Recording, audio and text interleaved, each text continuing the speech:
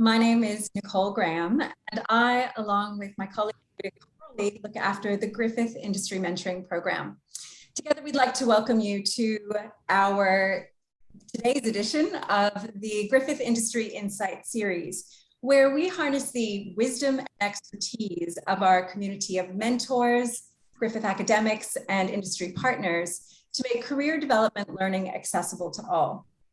This month, we turn the spotlight on economists who do incredibly fascinating work at all times, but at this point in COVID, their work has really come to the forefront.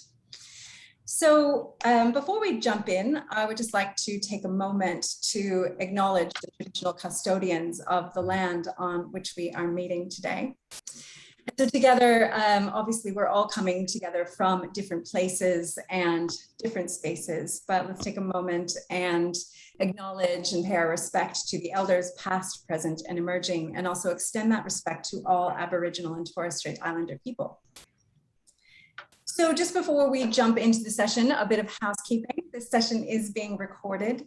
You'll notice that you won't be able to access your microphone or your camera. If you have questions as we move through the session today, please use the Q&A. So if you locate that down at the bottom of your screen, and that will be our preferred method for communicating with our panelists and our moderator to ask questions. If you do accidentally pop a question into the chat, Brita and I will be looking after that, and we'll try to pick those up through the session as well. So it is now my honor to introduce our agenda. So I won't read this out. We have an amazing panel assembled for you today, and we'll let everyone introduce themselves as we go through. And now I would like to introduce our moderator, Dr. Andreas Chai. So Andreas Chai is an associate professor and the head of the Department of Accounting, Finance, and Economics at the Griffith Business School. He's an applied microeconomist, I always stumble over that word, specialized in the area of household behavior with application to measure poverty, energy poverty, financial hardship, and climate change adaptation. He's completed projects for APEC, the United Nations, NCARF, IP Australia, and the Productivity Commission Melbourne. He's also worked at the Queensland Government and the Commonwealth Treasury. He's published in the Journal of Economic Perspectives and the Cambridge Journal of Economics. Welcome, Andreas. Thank you so much for being here to moderate the session today. Over to you. Thank you very much, Nicole. I'm very excited to be here, and I'd just like to welcome everyone here, all the attendees and our speakers. It's a real privilege to have such a great panel of experts from a very diverse range of careers and backgrounds to come together for this event. In a nutshell, this event is doing two things. One is to give you an idea about what careers there are in economics. Some of you may be studying bits and pieces of economics in your undergrad, but you might be curious about where does that lead you. And on another level, during the global pandemic, it's been a really busy time for economists. There's been no time like now in terms of the work that's available to economists. There's so much uncertainty in the world. There's so many questions being asked, and this is a great time just to take a step back and reflect about how economic thinking can help deal with some of the big issues that are arising during the global pandemic, things around health policy, whether we should open up the economy, how we gather evidence, and how we measure it with data. And all of that is sort of addressed in economics and different approaches and fields. So it's a real pleasure to have these economists coming together to discuss this. So what I'll do now is I'll just introduce you quickly to the panel and talk about where they're coming from. And then we'll go from one panel member to the next to have a bit of a discussion about how they are working, what they're working on, and how they're using economic thinking and how they see the situation at the moment during the global pandemic. How's that affecting their sort of what they do at work and the questions that they get asked as economists.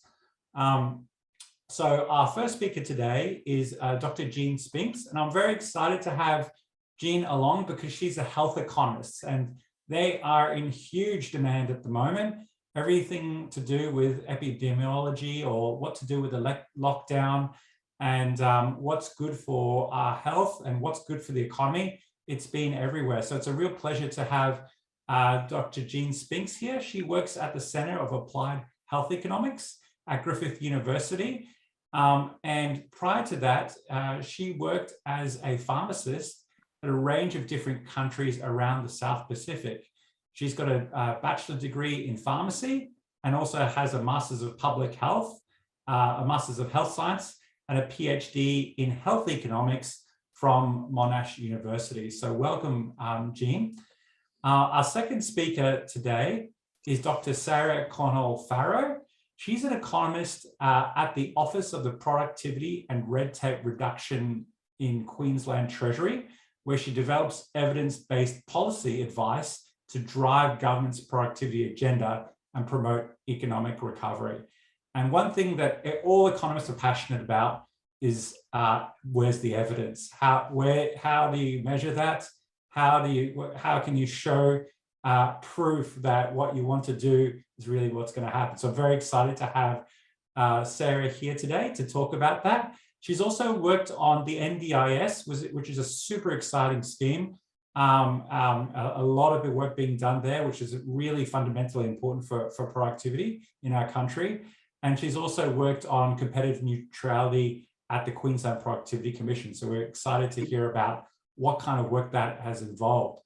She's originally from the University of Adelaide, where she specialised in a PhD in econometrics, and also has completed a Bachelor of Arts and an honours degree in economics.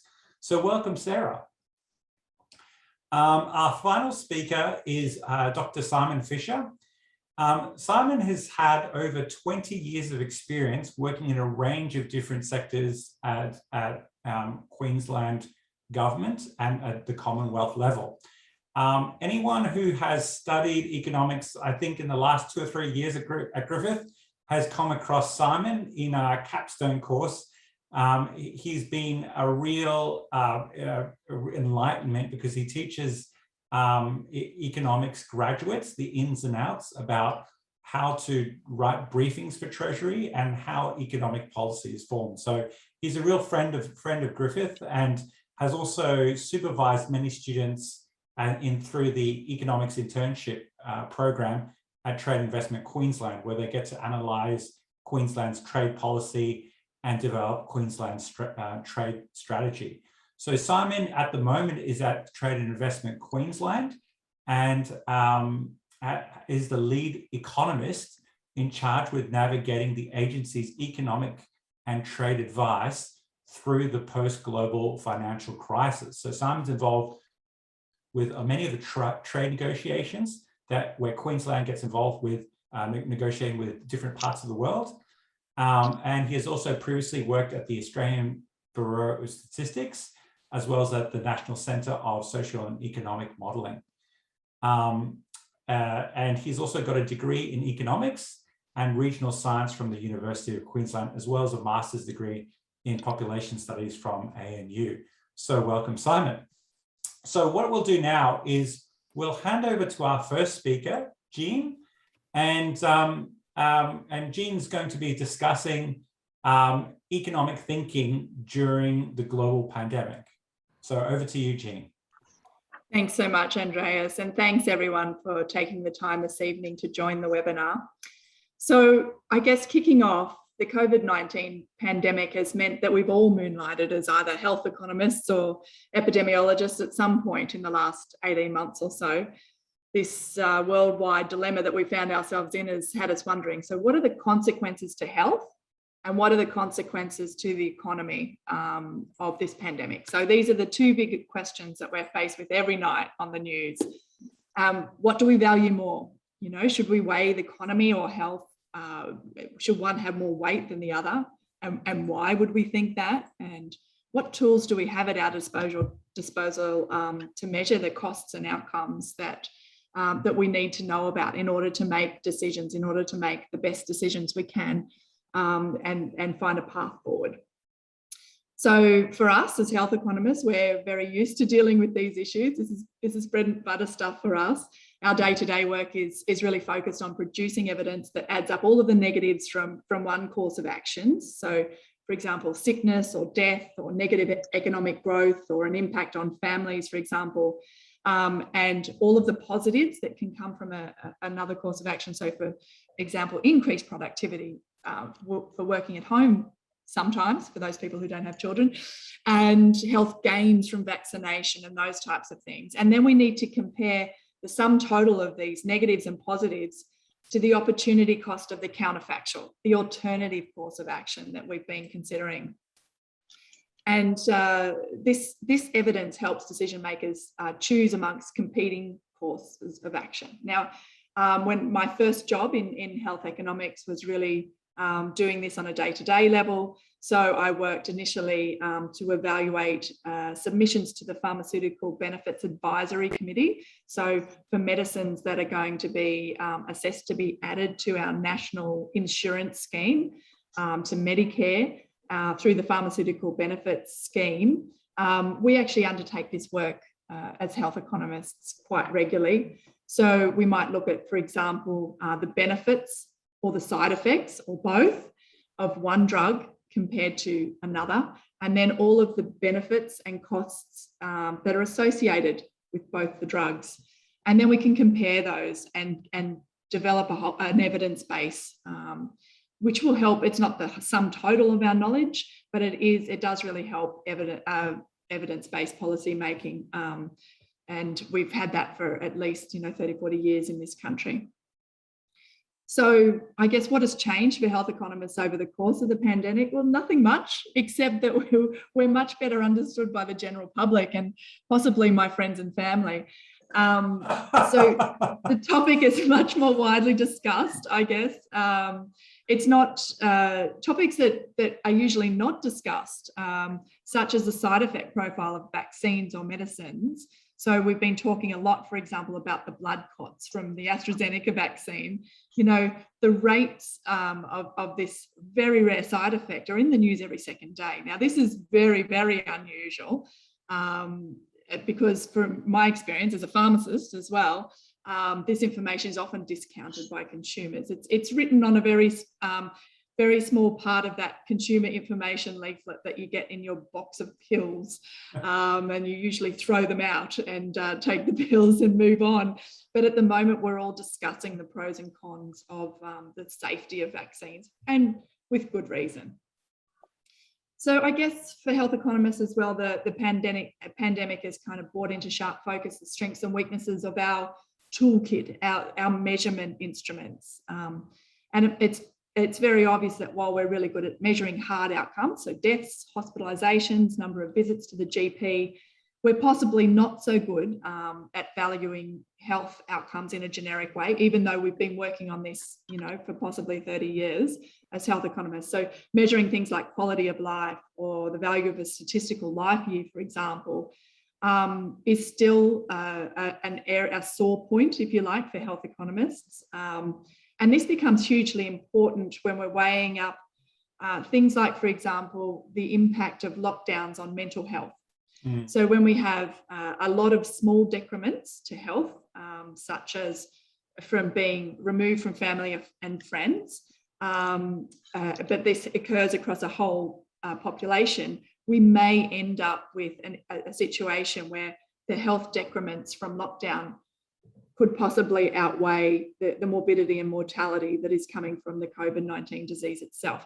So I think for us as health economists, we're definitely finding out that we need to do better in this area. And certainly if people have an interest in becoming an applied economist, becoming a health economist, this is an area for future research.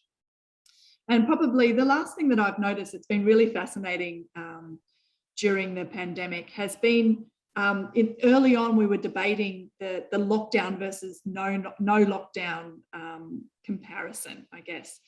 And I found this fascinating because, to begin with, what we were talking about was a course of action that, to lock down, to prevent further morbidity or mortality from the disease.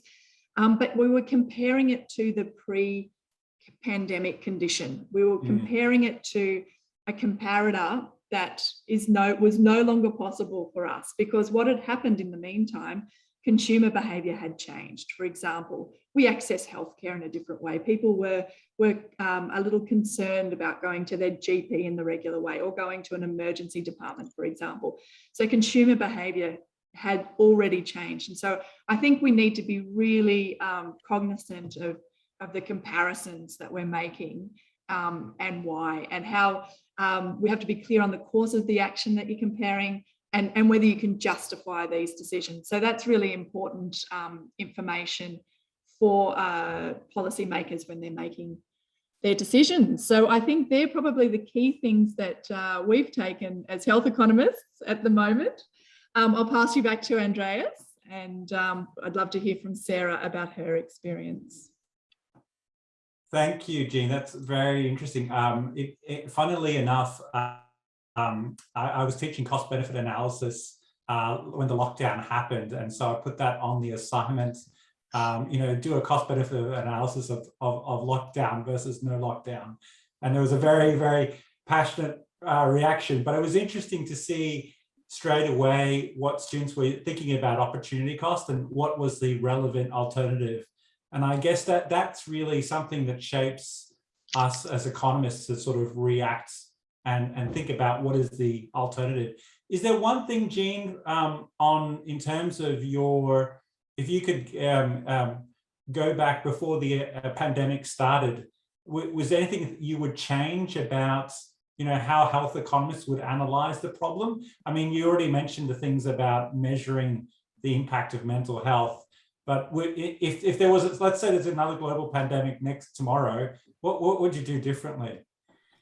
Yeah, thanks. That's a really good question. So I'm starting to think about, what our population health looks like, and measuring it on a more general basis and on an ongoing basis, to have that information to hand in a more timely way, or having mechanisms by which we can push a button and get a take on what the population health is at any given time. I think having that in ready to go, if you like, so that when we hit these rough points, we can actually make good decisions based on the best available evidence at the time. I think that, for me, has become right at the forefront. Excellent, thank you. And attendees, if anyone has questions for Jean, please feel free to post them in the Q&A or in the chat, and we'll have a Q&A session after all the speakers are done. We can take it from there. So what I'd like to do now is turn to Dr. Sarah Cornell-Farrow from the Office of the Productivity and Rent Tape Reduction in Queensland. Sarah, are you there? Yes, hello. Thank you, Andreas. Thanks, Griffith, for having me here today as well. I think it's a really exciting time to talk about being an economist. Jean has given us a lot of really great examples of issues that have come up during the pandemic that kind of highlight how economists think, how we frame problems, how we make decisions, and really brought that into public discourse. I think, again, for me, also, suddenly lots more of my friends and family have a much better understanding of what I do thanks to the pandemic. So I think today I'd like to take a little bit of a step back maybe and talk about how policy making works in practice, and a little bit about how economists develop policy advice, and hopefully that can give any students listening a good idea of possible career paths that economics can take them on. But I'd like to start with saying I really liked what Jean said about moonlighting as health economists or epidemiologists over the past year and a half. One of the things that I find really rewarding about economics as a career path is that I can wear lots of different hats, and I kind of get to become a little mini expert about different topics depending on what I'm working on at the time. So, periods of my life I'm completely deep into the NDIS and know all about how it's operating, and then I might get to move on and work on something else like recycling. Economists get to work on a range of really significant and challenging issues. And, they're not just the issues that people tend to think of when they think of economists, like unemployment or wages. They're definitely there. But for all of you at home, if you sit and think about an issue that you're really passionate about, it's an economic problem. So, it could be climate change, health, gender inequality, or even a global pandemic, as Jean's talked to us about. And for me, that's why I got into economics. I was actually particularly passionate about education. And I also studied politics. I was really looking at education and I wanted to make a difference in that area. And throughout my studies, I started to find that economics really gave me the tools and a framework to think about policy problems like that in a considered way, where I can make a difference in people's lives. So what do I actually do? Let's talk about what I do in my day-to-day. So as Andrea said, currently I work as an economist in the Office of Productivity and Red Tape Reduction at Queensland Treasury. And our role is to develop evidence-based policy advice for government. So evidence-based policy decisions are informed by rigorously established objective evidence. So we want to aim subjectivity, we want to aim to not have untested assumptions, and we want to avoid making advice based on bias or ideology. We want to really find the best policy to achieve a desired outcome, because if policy is developed without good evidence, there's a risk that it won't work. So a key part of developing evidence-based policy, and something that I think about a lot day to day in my work, is once we've been given a policy problem, is really thinking hard about the problem and what we're trying to achieve. So we really want to understand what is the problem and what's causing it. So without doing that, we might jump to solutions that are not really going to solve it. I like to think about my job a little bit like I get to be a detective. I get to the bottom of what's going on in the world and why that's happening. And like a detective, I have to collect lots of pieces of evidence that prove what's going on to make a case for policy advice. So evidence can take a lot of different forms. Firstly, it could be quantitative evidence like modelling or pieces of data, and that's something that I do often in my day-to-day. As Andrea said, I have a PhD and my background has been econometrics. But even the types of courses that you do in undergrad as an economist are really useful to help you do this part of policy development. This is a key part of my job where I'm using skills that I developed at university as an economist. So I might collect some data from somewhere like the Australian Bureau of Statistics or a government agency, and then analyze that data to try to understand a problem. So an example of something that I've done like that is I have a paper with a co-author of mine that I looked at NAPLAN data to try to predict which students might be at risk of poor educational achievement. And so that means that they can be identified early, and then maybe teachers or policymakers could identify those students to target policy at them before they already fall behind. In the context of the pandemic, we can think about quantitative evidence as things like the modelling that we see produced by the Doherty Institute. So I think the pandemic has been maybe one of the only times where economic modelling and epidemiological modelling has really gotten prime time news coverage, which is exciting for people like me. But lots of economists have been working on models that try to understand how different policies might affect the spread of the virus. And that modelling has really helped inform decision makers throughout the pandemic. So having a background in economics and being able to contribute to that kind of work is really powerful in providing advice to decision makers. The other type of evidence that I'd like to talk about is qualitative evidence. Economists also get evidence from lots of other different sources. It's not just the data analysis. So that could be case studies or expert opinions, and those types of evidence provide further insight into the problem to help better understand people's reasons, opinions, motivations, more context related to the issue.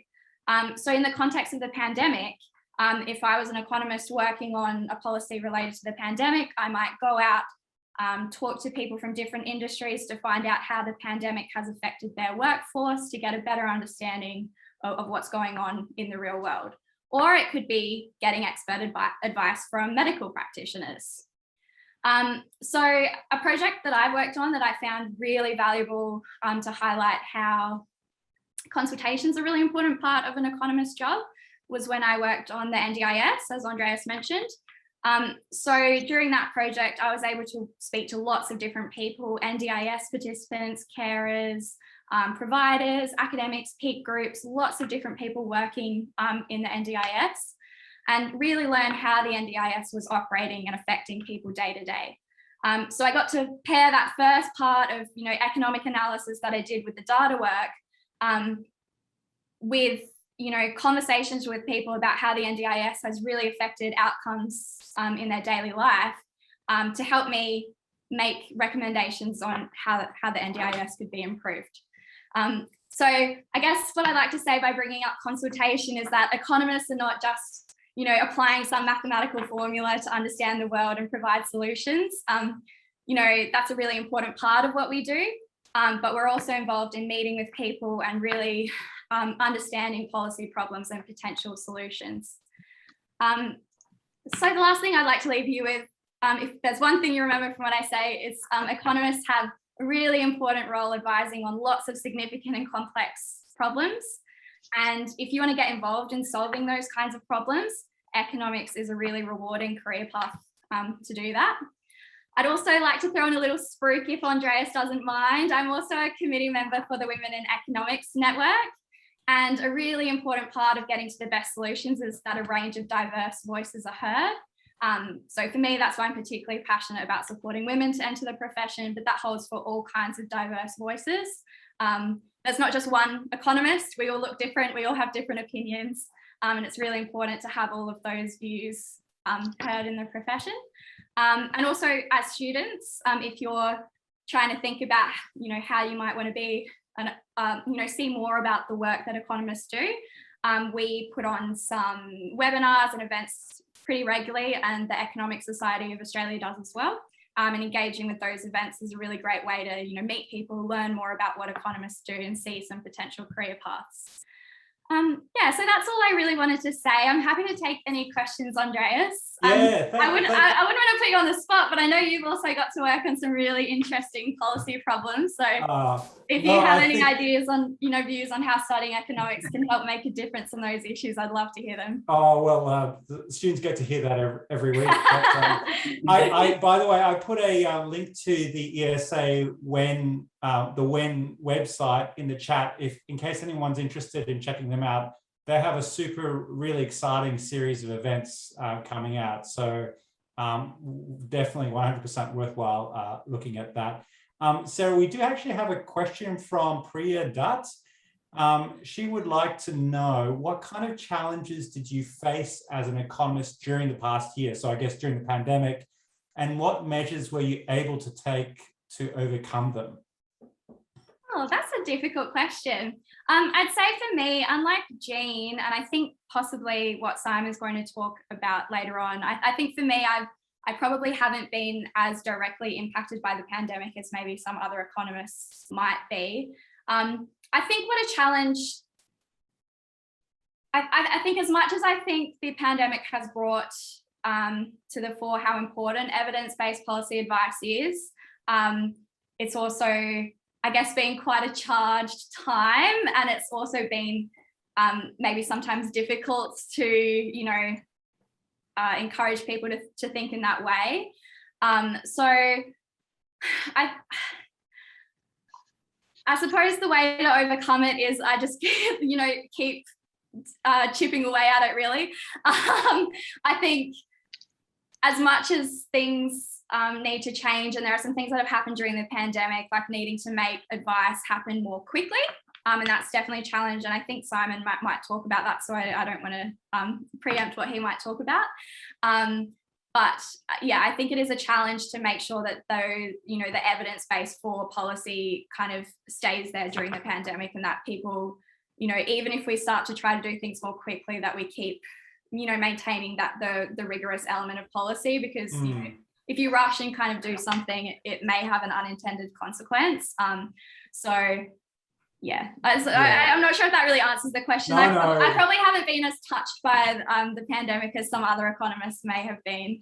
I think the idea of economists as the voice of reason when there are emotionally charged situations pretty much sums up what we try to do for the last 100 years. Every time there's a big political move, or we try and sort of calm everyone down, say, where's the evidence?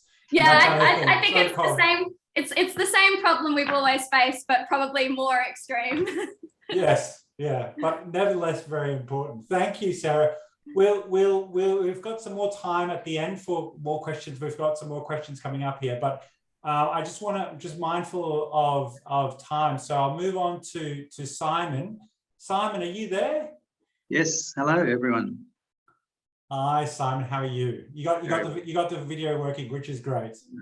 You can see me, great. Are you in William Street at the moment? I am.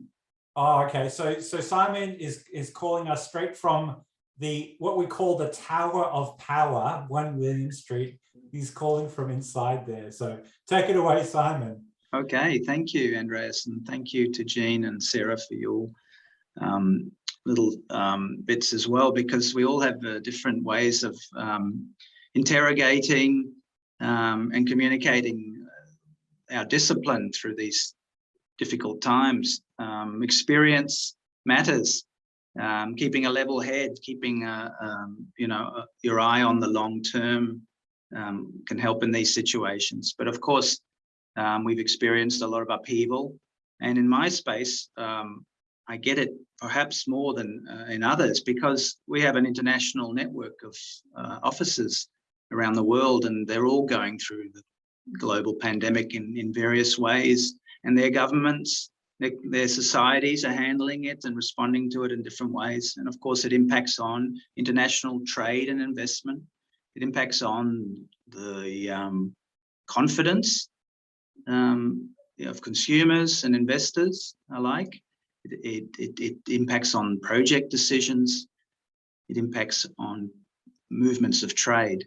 So I've been very occupied since the pandemic began in my role as principal analyst in Trade and Investment Queensland, where, as I said, we have an international network of 12 markets around the world in our major trading partners across Asia, Middle East, Europe, North America, and South America. And we work with Queensland companies, and of course, Queensland exporters amongst them. But these times have been hard for them. It's been hard to get their goods out, because the federal government stopped travel between and people travel mostly, of course, between our trading partners and ourselves, and that had an impact on the number of planes flying in the sky. So that impacted on the amount of air freight that could be shipped around, and shipping channels have been disrupted as well. I guess as some goods changed mode of transport. And certain goods demand grew fast. There was a wide global hunt for PPE equipment. We were part of that as well in the early months. And so everything was thrown upside down. So traditional ways of dealing with issues that we might confront were challenged, okay? So I can give you lots of examples. For example, the role of government changed dramatically. We couldn't just manage programs and run policies using traditional ways and responding to understandable, needs of the society or the economy. This time around, we had major disruptions, major shocks across a number of channels, and it complicated, I suppose, the traditional way of responding to it. So, for example, the government, for example, many of you may not know, but obviously the impact on international students was significant, and many were, in some ways, we started a student welfare program for a number of months there, and we supported a number of students, international students, who were struggling because of lockdowns, for example. It was impacting on their part-time work. things like that. We had to, the federal government anyway, but the state government's been involved as well, had to support international freight, and it still is subsidizing a number of airlines to continue to fly in the sky so that we could continue to ship goods, including some essential goods between countries. So you can imagine that had big impacts. We've had trade divert from one where we used to export, we now have to shift, and we've had to, as a government, help exporters find those new markets, as well as navigating the challenges presented by the situation. So I don't have a lot of time to go into any of that, but if there's anything from that that you want to elaborate on, please let me know, Andreas. I just want to stick to time, but if you want me to speak. So Simon, yeah. I guess I might ask you the same question I asked Jean. If there was another global pandemic tomorrow, and you had a chance to turn back the clock, what would you be doing differently in your job as an economist, or how would you be better prepared given your experiences in this past year?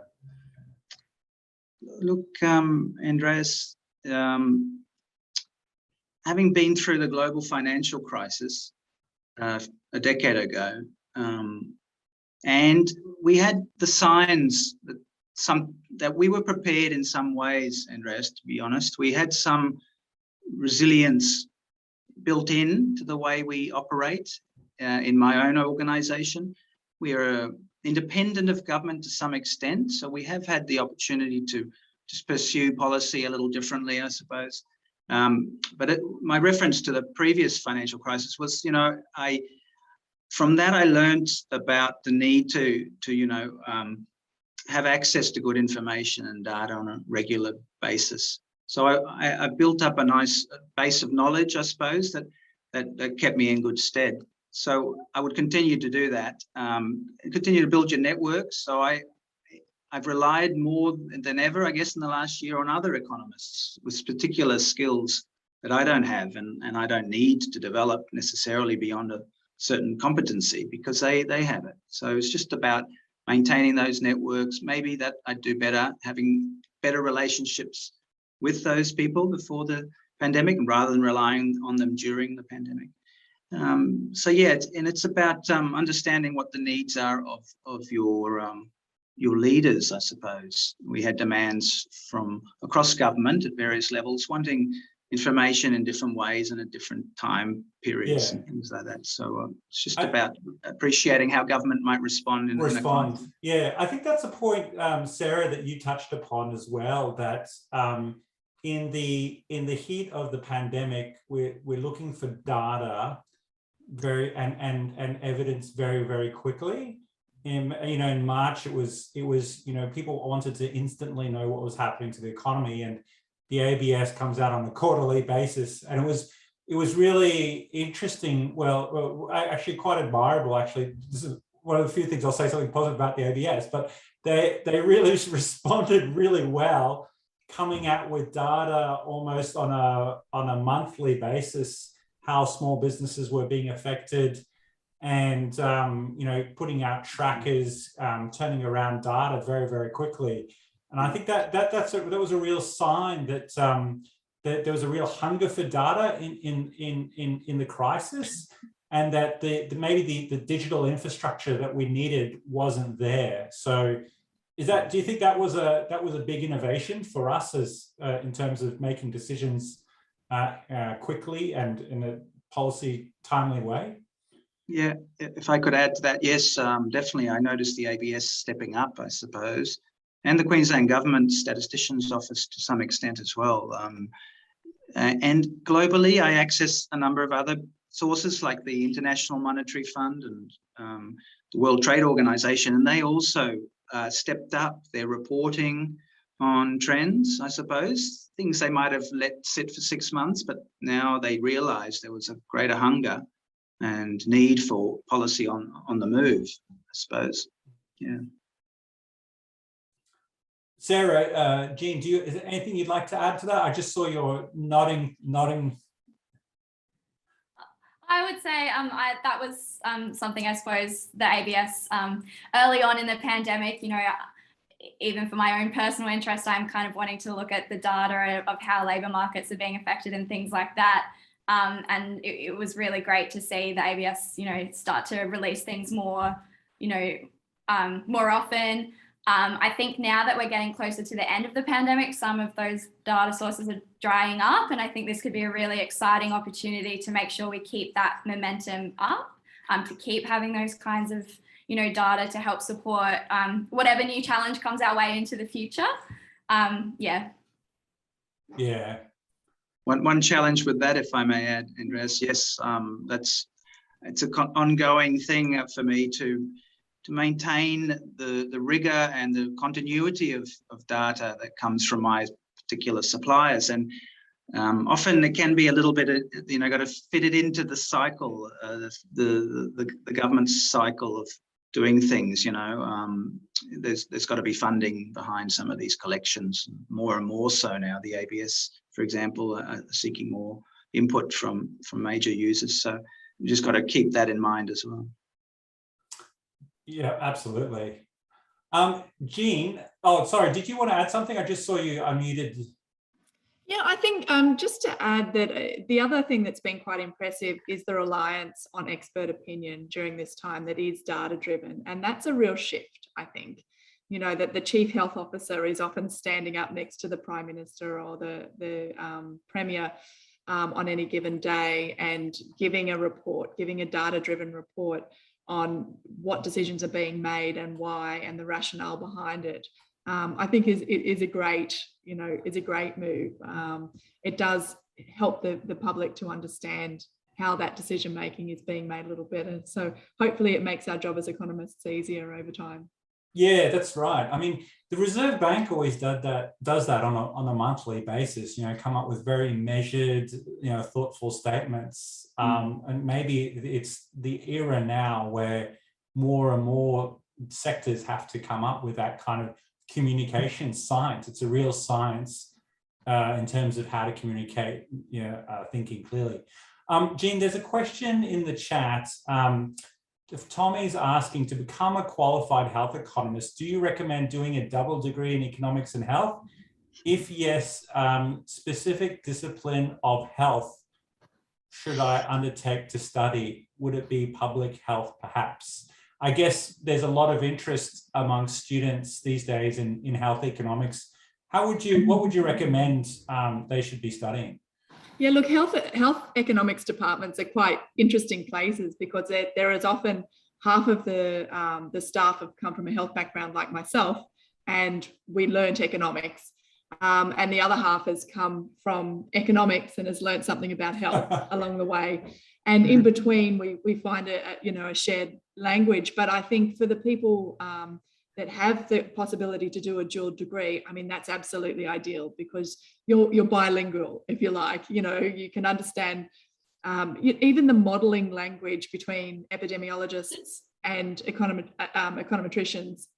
There's slight differences, and just to be across those differences helps when you're going to team up with people and undertake multidisciplinary research. So I think what Sarah was saying previously is that, as an economist, you're faced with a whole range of questions now, of problems and issues that you might need to get content detail on in a very short space of time. Now, once you decide to specialize in something like environmental economics, health economics, I think a little bit of further study will certainly help you along. It'll put you ahead of the pack, if you like.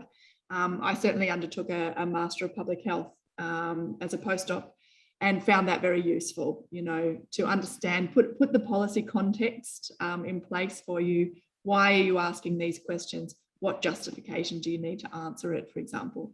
So I wouldn't recommend one specific degree, but I think sometimes it's about the modules that you're interested in using, and what drives you as a researcher to go and keep going every day and, That's and right. be a detective. Find your passion in research. Absolutely. Sarah, I might ask you this question.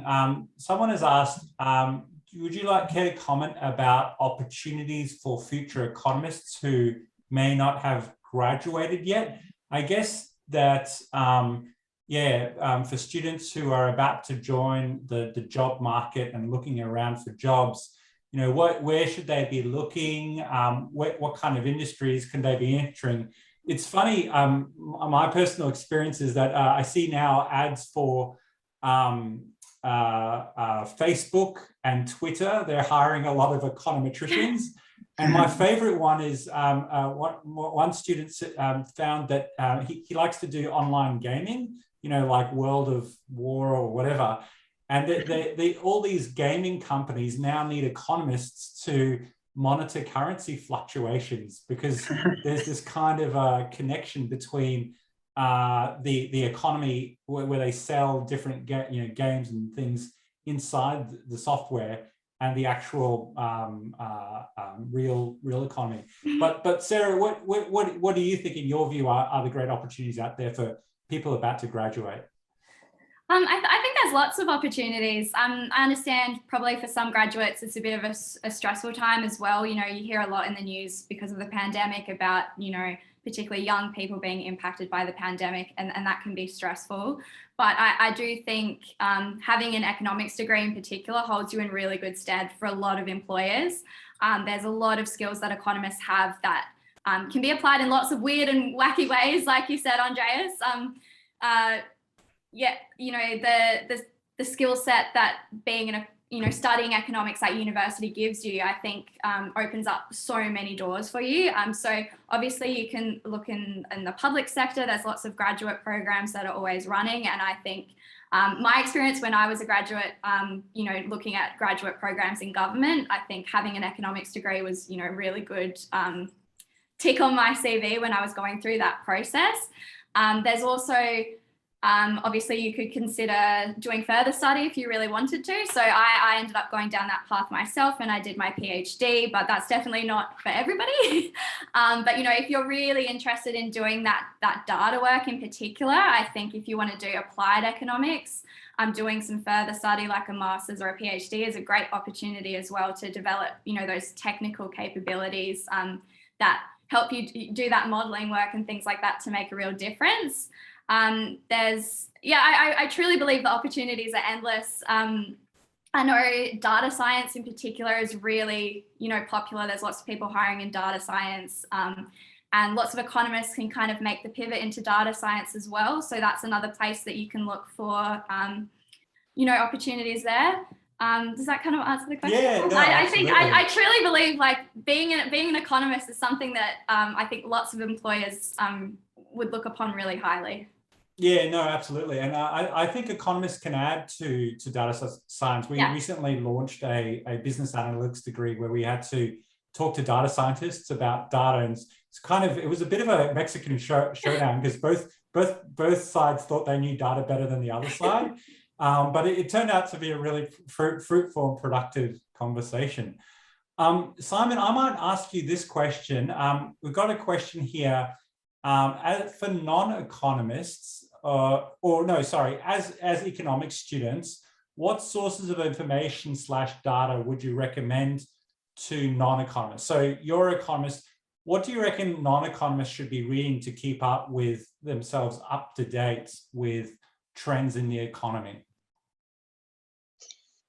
Yeah, that's a good question. Look, you can't really go wrong with reading the Australian Financial Review, for example.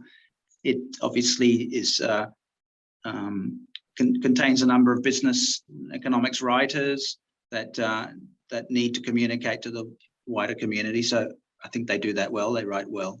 There'd be a number of channels online, of course, that you could follow. I don't know. I mean, I don't know any. I don't really know of many other online sources that I use on a regular basis, but there'd be a number of them out there. But yeah, start with the Fin, and obviously public institutions with credibility, such as the Reserve Bank of Australia, the Australian Bureau of Statistics, for example. They're also trying to make their publications a little bit more palatable to everyone, simplifying the language, using charts and graphs to communicate things. Some people prefer that to the words. So you've got a mix of ways of communicating. So yeah. Thank you, Simon. I think we're running out of time.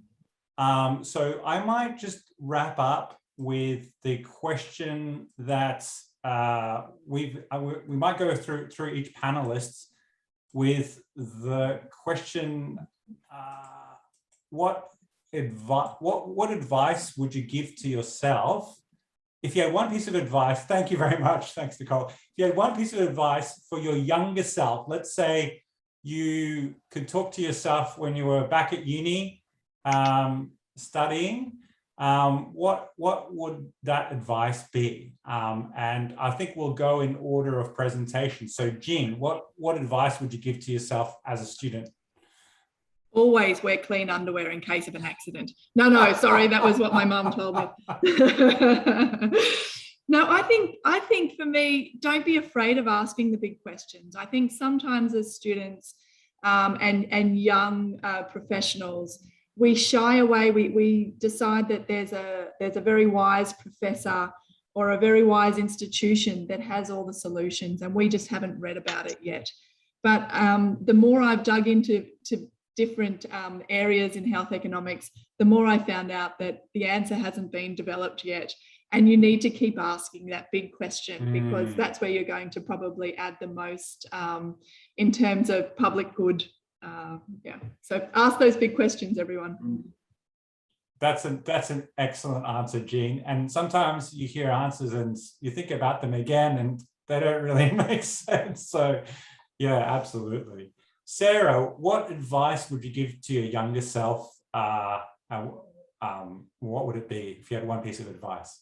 I think mine is probably slightly similar to Jane's. I'd tell myself not to be afraid, to have my own views and to get engaged. I was very shy and nervous in my first few years of university. I can completely relate to meeting the professor and being very afraid to speak up or have a different point of view. But economics is about sharing those different views, and the more you get engaged, the more you have really interesting conversations, and the more you learn. So just get involved as much as you can. Join groups like the Women in Economics Network. Talk to people as much as you can, and yeah, don't be afraid to speak up. Excellent advice, Sarah. Thank you very much. Simon, what advice would you give to your younger self?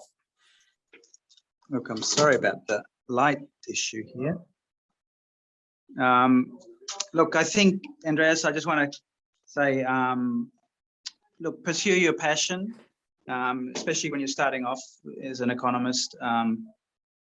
Do be aware of what drives you, I suppose, what your interests are in, and there'll be a job there somewhere that you'll be great at. Yes, keep up your networks from university onwards. You'll lose touch with them quickly, but I think they can be very useful. So continue further studies or join professional networks, whatever works for you. Keep a journal of what you do in your early years. It'll be a good reference point for when you're older. Thank you. Excellent. Thank you very much, Simon. I think that concludes our Q&A. I'd like to thank very much Jean, Sarah, and Simon for joining us. And I'll hand it over now to Nicole.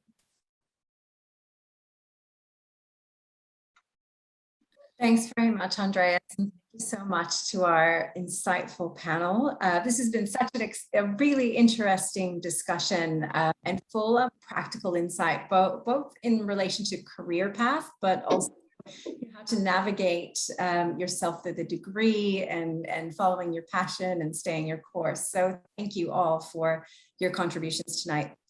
Before we go, I would just like to give a plug to the Industry Insight series. So I'm sure that our guests this evening found this session, really full of valuable insight. And we do this every month, and we put the spotlight on a different industry every month. So please join us next month, which is focusing on the construction industry. And we'll be also looking at criminology and sciences before the end of the year. Next slide. So if you missed some of tonight's session if you had to, if you jumped in late, or if you, weren't able to join, or you're interested in previous sessions, you can always pick up our recordings on the Griffith Industry Insights webpage. So this session was packed so full of good information that I think I myself will go back and re-listen to it. So I invite you all to find us on our website. And one last final plug for the Griffith Industry Mentoring Program. So each year we connect hundreds of Griffith students to industry mentors with valuable insights and career development learning knowledge. So if you're interested in getting a mentor of your very own, you can find us via the email industrymentoringprogram@griffith.edu.au. Thanks once again to our incredible panel, Jean, Sarah, Simon, and to our moderator, Andreas. Thank you all who were here tonight, and enjoy the rest of your evening.